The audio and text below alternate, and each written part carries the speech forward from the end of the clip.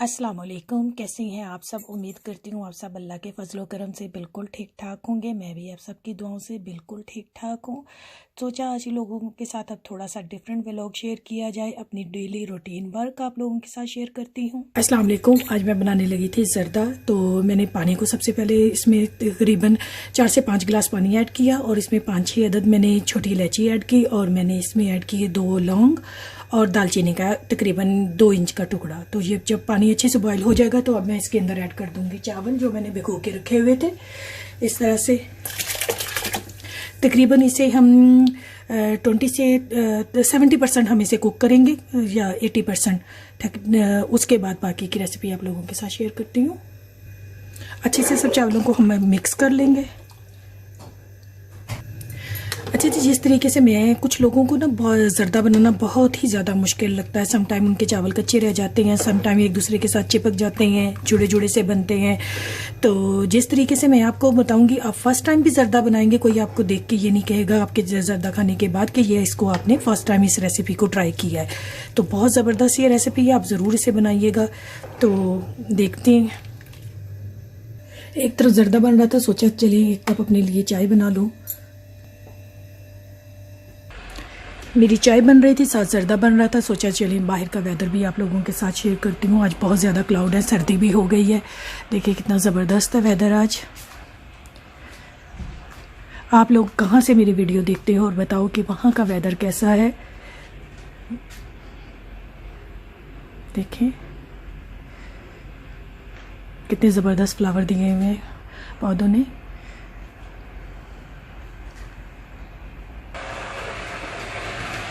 वापस आते हैं बाकी। चले जी, यहाँ बनाते हैं चाय। सबसे पहले मैं डालूंगी छोटी इलायची और छोटा सा दालचीनी का टुकड़ा, टी बैग। तो ऐड करते हैं इसमें वाटर। अपने लिए चाय बनाती हूँ। आप लोगों को कैसी चाय पसंद है, कैसे पीना पसंद करते हैं आप लोग? अच्छे से इसका कलर निकाल लें टी बैग से। अब ऐड करते हैं मिल्क। चले जी, मेरी चाय रेडी है। साथ साथ चाय पीते हैं, साथ साथ आप लोगों के साथ ज़र्दा की रेसिपी शेयर करती हूँ। साथ जल्दी से रेडी करते हैं सैलड। तो आज बच्चों के लिए साथ में बना रही थी चिकन वाले राइस, प्रॉपर यखनी पुलाव जिसे बोलते हैं, वो भी इंशाल्लाह साथ साथ आपकी रेसिपी शेयर करती हूँ। तो सोचा साथ जब तक हमारे ज़र्दे के लिए चावल बॉयल हो रहे हैं तो साथ ही मैं सैलड को रेडी करके रख दूँ। जो जो काम हो सकते हैं उसको मैं जल्दी से कर दूं। इस तरह से सबको हम इसके लास्ट पार्ट और फ्रंट का जो होता है ऊपर का ये वाला हम इसे ऐसे कर देंगे। ये गार्लिक पीस लग गया ऊपर। इस तरह से हम इसे बारीक बारीक कर लेंगे क्योंकि हमें इसे चावलों के ऊपर डालना है। तकरीबन हमारे चावल जो है वो हो चुके हैं, ये देखिए। अब मैं इसका पानी जो है वो ड्रेन कर दूंगी। साथ ही यहाँ मैं आपके साथ शेयर करती हूँ कि मैंने चने बनाए हैं बच्चों के लिए। ये देखिए, साथ ही मैंने चने बनाए हैं। बहुत ज़बरदस्त, कितने ज़बरदस्त बने हैं ये चने।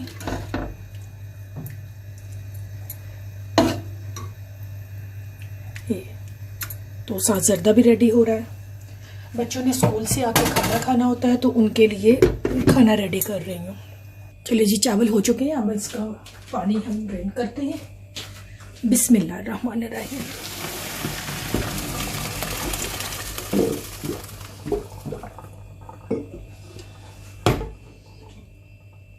चलिए गैस ऑन करते हैं। अब मैं इसके अंदर डालूंगी ऑयल। अगर आपको बटर पसंद है या घी पसंद है, आप उसमें बनाना चाहते हैं आप उसमें बना सकते हैं, बट मैं अपने हेल्थ इश्यूज़ की वजह से मैं इसको ऑयल में बना रही हूँ, ऑलिव ऑयल में। 4 से 5 अंदर जो है वो मैं इसके अंदर इलायची ऐड कर दूंगी। अब हम इसके अंदर किशमिश ऐड कर देंगे। वॉश कर लीजिएगा आप, अच्छे मिट्टी लगी होती है इसके अंदर। साथ में पीते हैं चाय। अब मैं इसमें ऐड करूंगी बादाम, काफ़ी सारे बादाम अगर आपको पसंद है वो भी इसी तरह से हम इसमें कर लेंगे। साथ ही मैं ऐड कर दूंगी इसके अंदर अखरोट। اچھا میں نے یہ والے 2 گلاس جو ہیں وہ رائس کے لیے ہیں، اور میں 1.5 گلاس جو ہے وہ اس کے اندر شوگر ایڈ کروں گی. آپ کم یا زیادہ اپنے ٹیسٹ کے مطابق کر سکتے ہیں. اچھا اب میں اس کے اندر ایڈ کر دوں گی تھوڑا سا ملک.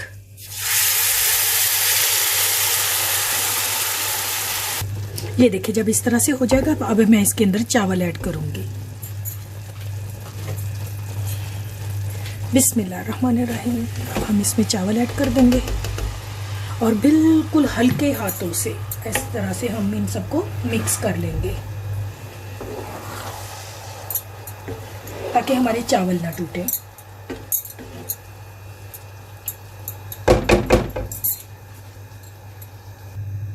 اچھا یہاں پر آپ لوگوں نے ایک بات کا خیال رکھنا ہے، اپنے آنچ کو بہت ہلکا کرنا ہے. اگر آپ تیز آنچ میں اس کا پانی ڈرائی کریں گے نا چاولوں کا، ہمارے چاول سخت ہو جاتے ہیں. اکثر لوگ کہتے ہیں کہ جب ہم چاول بناتے ہیں زردہ تو بہت زیادہ وہ سخت اور ہارڈ سا ہو جاتا ہے. اگر آپ اس کو ہلکی آنچ پہ کریں گے نا تو یہ آپ کے سافٹ اور بالکل جس طرح سے ہم بازار سے لاتے ہیں زردہ، یا یوں کہہ لیں دیگ والوں کا زردہ ہوتا ہے، اب دیگی زردہ تو یہ ویسا ہی بنے گا، سافٹ اور مزے کا. اب میں نے ہلکی آنچ کر دی، اب اسے کور کر دیں گے. میں نے اسے کور کر دیا، ہمارا زردہ ریڈی ہو رہا ہے. اچھا یہاں میں بنانے لگی تھی یخنی پلاؤ کے لیے چٹنی، تو میں نے اس میں کورینڈر لیا ہے. گرین چلی میں 1 ہی لوں گی، یہ بہت زیادہ اسپائسی ہوتی ہے. میں اس میں ایڈ کروں گی زیرہ، اور میں اس میں ایڈ کروں گی کالا نمک. اس سے چٹنی کا ٹیسٹ بہت زبردست آتا ہے. اگر آپ کو پسند ہو تو اس میں بلیک سالٹ ایڈ کر دیں، اگر نہیں پسند ہو تو آپ عام جو ہمارا سالٹ ہوتا ہے ہم یوز کرتے ہیں ریگولر، وہ یوز کر سکتے ہیں. ٹھیک ہے، اب ہم اسے ہینڈ بلینڈر سے بلینڈ کر لیں گے. چلیے بلینڈ کرتے ہیں. یہ دیکھیں میری چٹنی ریڈی ہو چکی ہے. ساتھ ہی میں آپ کو باقی کی وہ بتاتی ہوں کہ زردے کے اندر اب میں اس کے اندر جو یہ گرین کلر کی اشرفیاں ہیں وہ ڈال دوں گی.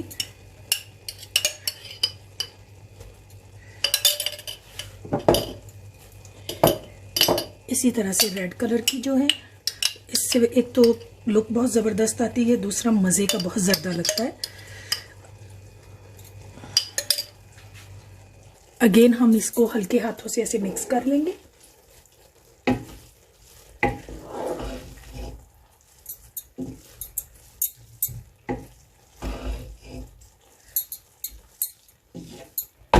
اب ہم اس کو دم پر رکھ دیں گے. ساتھ میں بناتے ہیں ہم چٹنی. اچھا میں اس میں فیٹ فری یوگرٹ یوز کر رہی ہوں، آپ کو جو پسند ہو آپ وہ لے لیں. اچھے سے ہم اسے مکس کر لیں گے. چلے ہماری چٹنی بھی ریڈی ہو گئی چاولوں کے لیے.